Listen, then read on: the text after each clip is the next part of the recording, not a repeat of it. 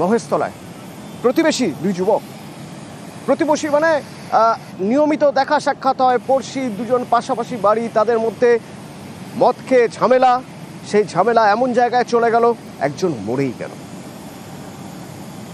কি হয়েছিল জানবো, সান্নিক রয়েছে সরাসরি আমার সঙ্গে। সান্নিক,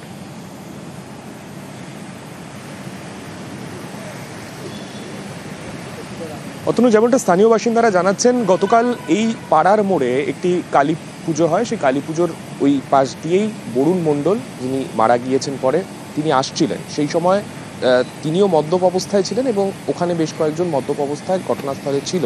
তার মধ্যেই এই মূল অভিযুক্ত এই গোটা ঘটনার চিরঞ্জিত মিত্রর সঙ্গে তার কথা কাটাকাটি প্রথমে এবং তারপরে হাতাহাতিতে গোটা বিষয়টা গড়ায়। কি কারণে সেইটা কিন্তু স্পেসিফিকভাবে না পরিবার না স্থানীয় যারা ছিলেন তারা কেউই বলতে পারছে না। কোনো একটি বিষয় নিয়ে দুজনের মধ্যে বচসা লাগে। সেই বচসা আস্তে আস্তে এমন জায়গায় গড়ায় যে এই বরুণ মণ্ডলকে কার্যত রাস্তায় ফেলে মারধর পর্যন্ত করা হয় এবং রাস্তায় ফেলে তাকে এমনভাবে চিরঞ্জিত মারে যাতে তার বুকে যথেষ্ট চোট লাগে এবং ঘটনাস্থলেই তার মৃত্যু হয়। স্থানীয় বাসিন্দারা যখন বিষয়টা দেখেন, কি হয়েছিল সেই সময় একটু সঙ্গে থাকো সান্নিক।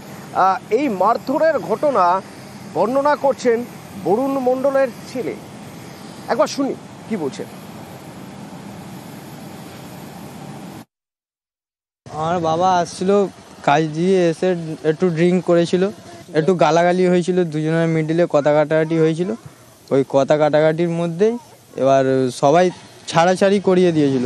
তার মধ্যে আমার বাবাকেও পাঠিয়ে দিয়েছিল, এই ছেলেটাকেও পাঠিয়ে দিয়েছিল। আর তার মধ্যেই আমার বাবাকে ওখানেই মারতে শুরু করে দিয়েছে। ঠিক আছে, ওদের সাথে কোনো আমাদের রিলেশানই নেই বা কোনো কথাবার্তা নেই, একই শরীরে কিছু ছিল না।